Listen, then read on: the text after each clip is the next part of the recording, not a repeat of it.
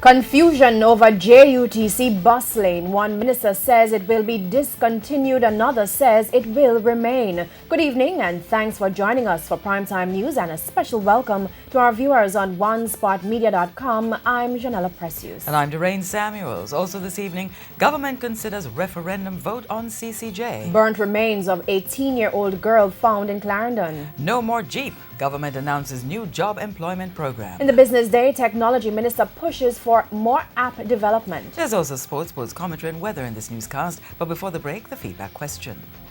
Do you believe the exclusive bus lane on the Nelson Mandela Highway in St. Catherine should be discontinued? Share comments online, facebook.com/television Jamaica and tweet us at Television Jam.